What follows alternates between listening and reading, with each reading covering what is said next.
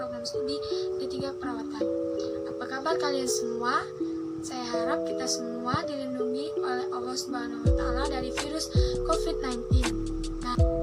Nah, di sini saya akan mempresentasikan tugas saya tentang fungsi reproduksi dan penyakit menular seksual. Nah, di sini saya ingin bertanya, apakah kalian sudah tahu apa itu fungsi reproduksi? Tidak. Nah, di sini saya akan menjelaskan tentang fungsi reproduksi dan penyakit menular seksual tersebut. Baiklah, di sini pengertian dari reproduksi.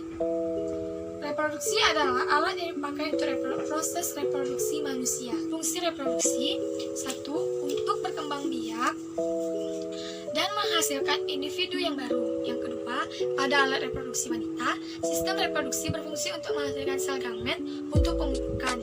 Dan yang ketiga adalah pada alat reproduksi pria, sistem reproduksi berfungsi untuk menghasilkan, menyimpankan, dan mengirimkan sperma. Nah, di sini penyakit menular seksual atau disingkat dengan PMS, yaitu penyakit yang menyerang manusia dan binatang melalui transmisi hubungan seksual, seks oral, dan seks anal. Jenis-jenis penyakit menular seksual: 1. Chlamydia adalah PMS yang disebabkan oleh chlamydia traumatis atau bakteri yang menginfeksi manusia secara eksklusif. Nah, dari PMS chlamydia tadi ada tanda dan gejalanya, yaitu 1. Keluarnya cairan yang tidak normal atau yang berbau. Yang kedua, perdarahan di luar masa menstruasi. Yang ketiga, adanya rasa sakit ketika menstruasi. Yang keempat, nyeri di bagian lambung bawah disertai dengan demam. Yang kelima, rasa panas dan gatal di sekitar vagina. Yang keenam, sakit ketika buang air kecil. Yang kedua, chancroid adalah infeksi bakteri yang disebabkan oleh Streptobacillus grammophilus gram negatif dan ditandai dengan luka yang mengakibatkan sakit pada alat kelamin. Tanda dan gejala dari chancroid yaitu 1. Ukuran lupus atau luka dapat bervariasi dan biasanya berkisar 0,5 cm sampai 5 cm. Yang kedua, ulkus memiliki pusat yang lunak berwarna abu-abu sampai kuning keabu-abuan dengan tepian yang tegas atau tajam. Dan yang ketiga, ulkus dapat mudah berdarah jika disentuh.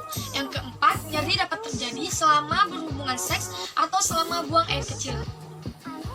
Pembengkakan di pangkal paha dapat terjadi. Dan yang terakhir, pembengkakan kelenjar getah bening dapat menembus kulit dan menyebabkan bengkak nanah yang besar atau bisul bernanah yang dapat pecah dan mengering. 3. Herpes genitalia.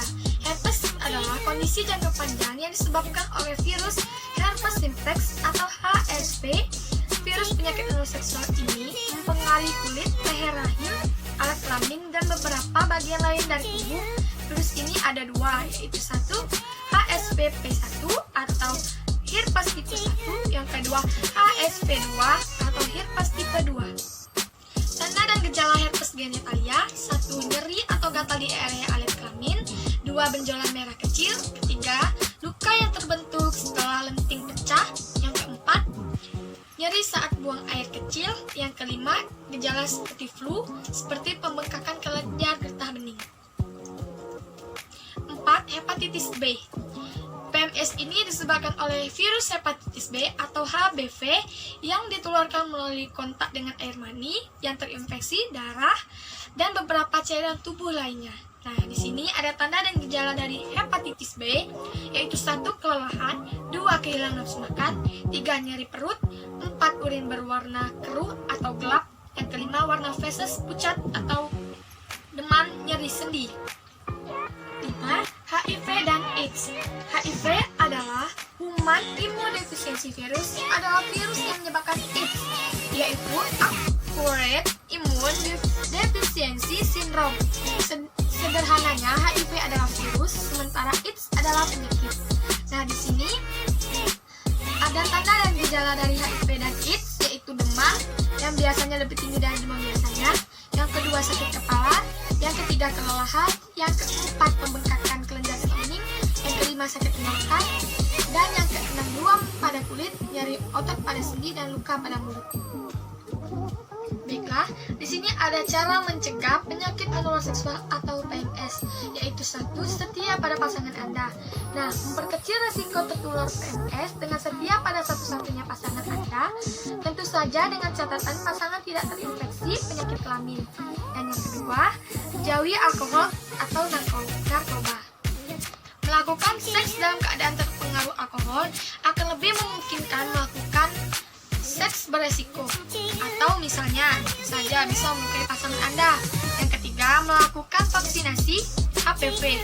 Nah, melakukan vaksinasi HPV untuk mengurangi resiko terkena HPV atau human papillomavirus, yaitu dengan melakukan vaksinasi tadi. Nah, yang keempat, gunakan kondom. Walaupun masih bisa terkena herpes dan HPV tidak menggunakan kondom, sebagian besar PMS dapat dicegah dengan menggunakan kondom. Dan yang kelima, menjaga kebersihan. Terutama sebelum dan sesudah melakukan seks harus membersihkan organ kelamin untuk mencegah penyakit menular seksual ini. Baiklah, terima kasih atas perhatiannya. Jagalah kebersihan dan cuci tangan setelah memegang apapun benda untuk menghindari virus COVID-19. Baiklah, jika ada salah kata yang disengaja ataupun tidak disengaja, saya mohon maaf. Saya akhiri dengan wassalamualaikum warahmatullahi wabarakatuh.